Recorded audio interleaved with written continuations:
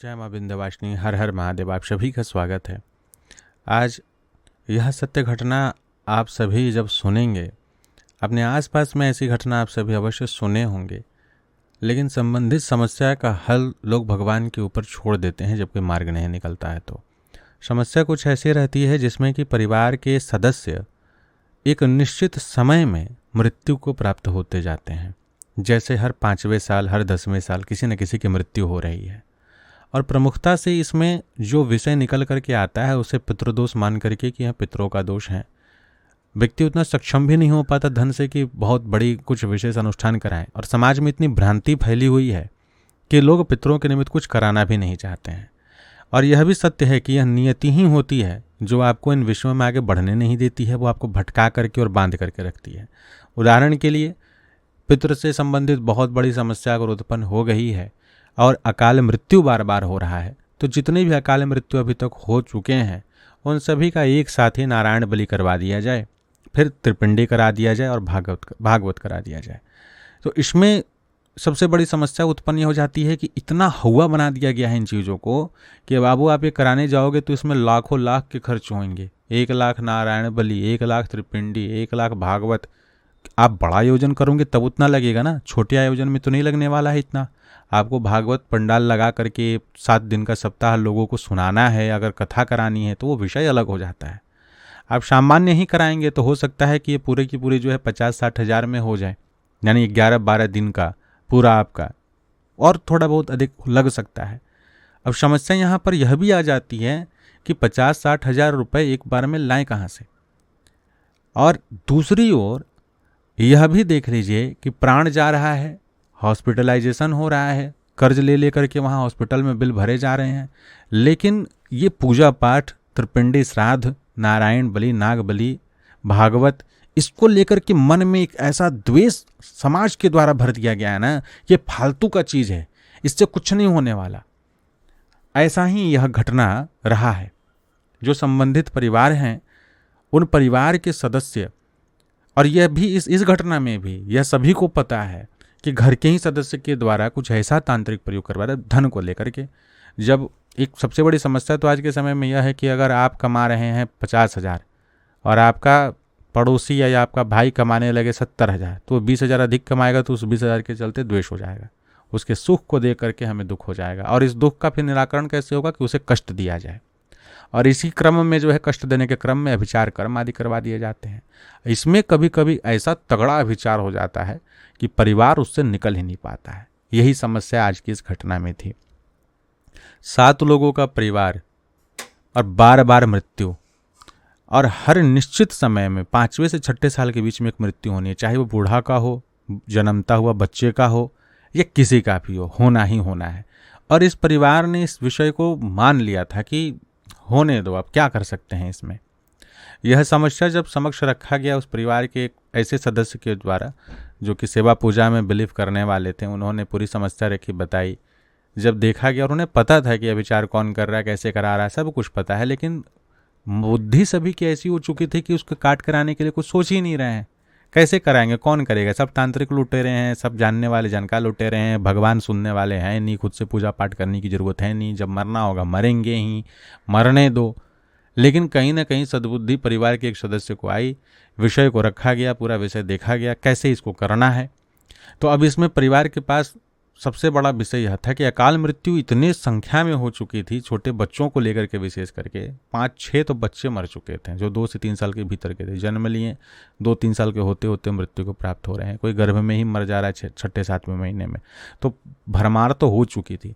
और जो करवाने वाला सदस्य है, जो यह विचार कर्म आदि करवा रहा है, वो बम बम है। तो यहाँ पर ये समस्या ही ग्लोबल समस्या है। देखिएगा कई लोगों के घर में तंत्र से संबंधित समस्या होती है, जो करवा रहा होता है, दूसरे को जो प्रताड़ित कर रहा होता है, वो उस समय पूरे मजे में होता है, और सामने वाला व्यक्ति इस प्रतीक्षा में रहता है कि कभी ना कभी तो उसे दंड मिलेगा ही मिलेगा। अपने से करके कुछ फायदा नहीं है, स्वयं कुछ विषय जानना भी नहीं चाहते हैं, और बुद्धि भी उच्चाटन हो गई रहती है। तो जिनके द्वारा यह विषय जब रखा गया कि भैया इसमें क्या किया जाए, ऐसी समस्या है, तो सबसे पहला कार्य यह करवाना शुरू किए कि आप तो सबसे पहला काम यह करिए, हर प्रकार के पितरों के निमित्त पंचबली करिए। पंचबली यानी 5 प्रकार से जीवों को भोजन करवाना है। प्रतिदिन आप नया, जो एकदम सुबह सुबह ताज़ा रोटी बने उसमें से आप 4 रोटी निकाल लीजिए। एक रोटी गाय को खिला दीजिए गुड़ के साथ, एक रोटी कुत्ते को खिला दीजिए गुड़ के साथ, और एक रोटी तोड़ करके गुड़ के साथ में कहीं पे कौवों के लिए रख दीजिए। चौथी रोटी लेकर के किसी निर्जन स्थान पे चले जाइए, किसी वृक्ष के नीचे थोड़ा सा उसमें चीनी या गुड़ मिला करके चींटियों के निमित्त डाल दीजिए। ये चार जगह तो 4 प्रकार के जीवों को तो भोजन आप कराइए सबसे पहले। 5वां आटे का दीपक बना करके सरसों तेल डाल करके और शिव जी के मंदिर में मीठे जल से शिव जी का अभिषेक करके और उस दीप को प्रज्वलित करिए और भगवान महादेव से कहिए कि हमारे कुल के सभी पितरों का आप संरक्षण प्रदान करें, उनको प्रसन्न करें, आप कृपा करें कि वो प्रसन्न हो जाएं। ये काम प्रतिदिन करना है सुबह के समय में। और इसके सिवाय अगर आप चाहें तो वहाँ शिव जी के पास बैठ करके रुद्राष्टक का 8 बार पाठ कर लीजिए। इतना काम वहाँ पर एक व्यक्ति को सौंपा गया। दूसरा कार्य, दोपहर के समय में कोई भी सदस्य श्रीमद् भगवद गीता के 11वें अध्याय का कम से कम 1 बार पाठ हिंदी में ही करिए, आपको संस्कृत में करने की जरूरत नहीं है, करें। और पाठ करने के पश्चात एक लोटा में जल वहां पर रखे रहें, आरंभ में ही कुशा से उस जल को पूरे घर में छिड़कना है और बाकी बचा हुआ जल सभी कोई पी जाए। यह कार्य दोपहर के समय में। तीसरा कार्य जो था वो अभिचार के लिए था रात्रि काल में। इसमें सरसों, गूगल, काली मिर्च, इन तीनों चीज को मिला करके अपमार्ग की लकड़ी के ऊपर में भगवती बगलामुखी के साबर मंत्र से हवन करना था 108 बार प्रतिदिन। तो ये पूरी सामग्री बना के रख दी गई। शाम के समय या रात होते होते में गुरु गणपति के नाम से आहुति दे करके, भगवती के नाम से आरंभिक आहुति दे करके, कुल के देवी देवताओं के नाम से आहुति, मतलब 10 से 11 आहुति आरंभ में पहले लग जाएंगी। उसके पश्चात जो है भगवती बगलामुखी का जो अघोर साबर है उसका पाठ करते हुए इस मंत्र से आहुति आपको 108 बार एक माला यानी आहुति देना है।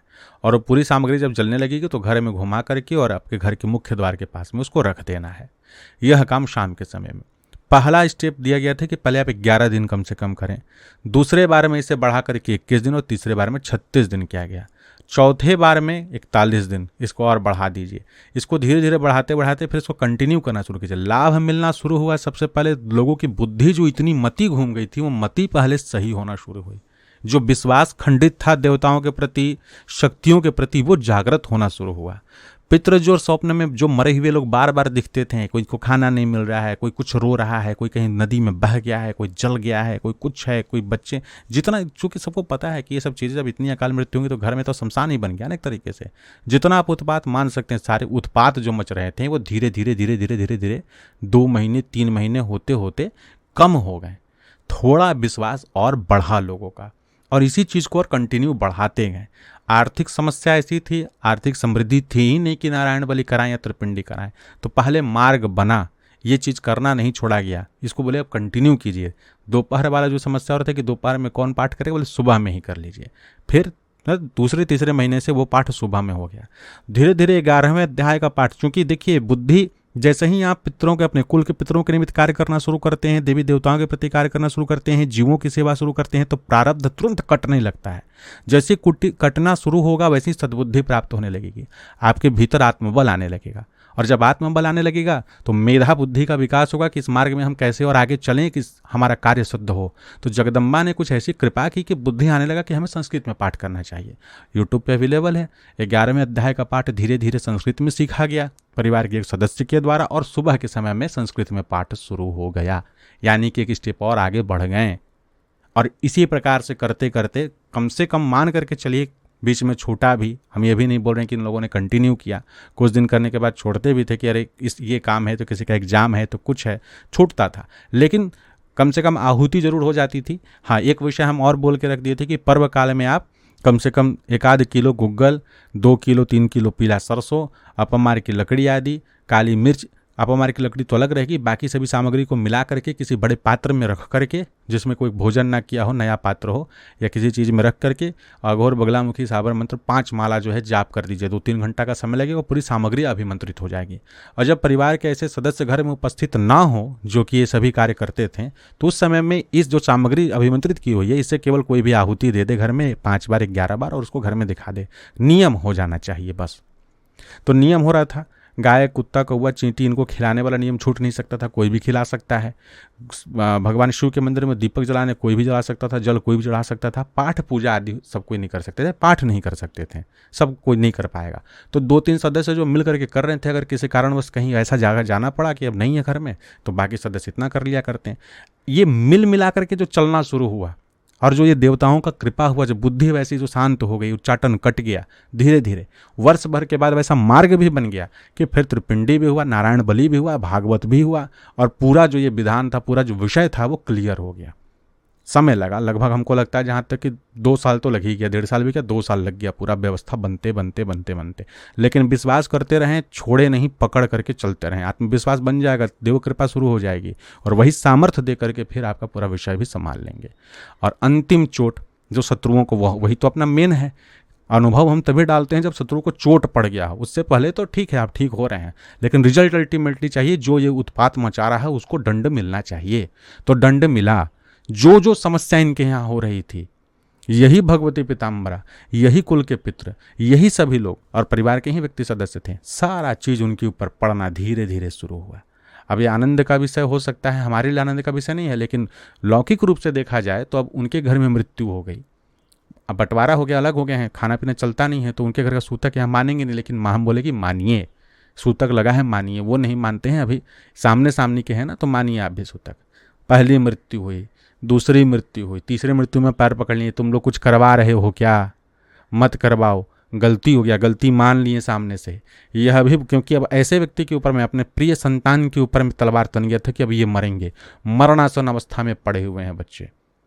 ये बाप माँ का कर्म था जो यहाँ पर भुगत रहा है बच्चा, तो वहाँ हाथ जोड़ लिए कि कृपा करके क्षमा कर दो, अब ये कभी नहीं अपराध होगा। शिव जी को छू करके कसम खाएं, तुलसी जी को छू करके कसम खाएं कि माफ़ कर दो, कान पकड़ के उठक बैठक कर रहे हैं, सब कर रहे हैं। तो यहाँ से फिर कि भैया देखिए क्षमा तो करना ही है, कोई सामने से क्षमा मांगे तो क्षमा कर देना है, अपना कार्य वह नहीं है। तो अब यहाँ पर है कि किस प्रकार से इसका उपसंहार विधि होगा।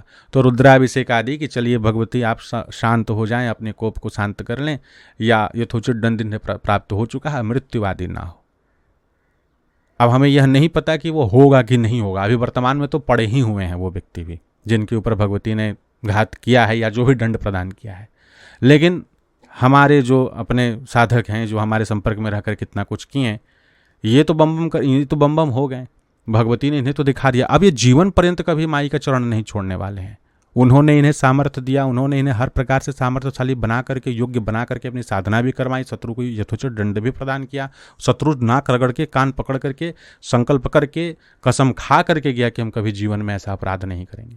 तो माई की इच्छा होगी तो ऐसा करें। एक समय में बहुत चौर मतलब कि बोलता था, ये लोग बोलते थे कि बोलता है कि का करे ब जहाँ जकरा से दिखाओ के बाद दिखा ले, केहू हमारे कुछ ना उखाड़ पाई, देखत नहीं कि तांत्रिक हमारे क्या उखाड़ ले ला। मतलब कोई तांत्रिक मेरा कुछ उखाड़ नहीं सकता है, जहां दिखाना दिखाओ, कोई मेरा कुछ नहीं बिगाड़ सकता।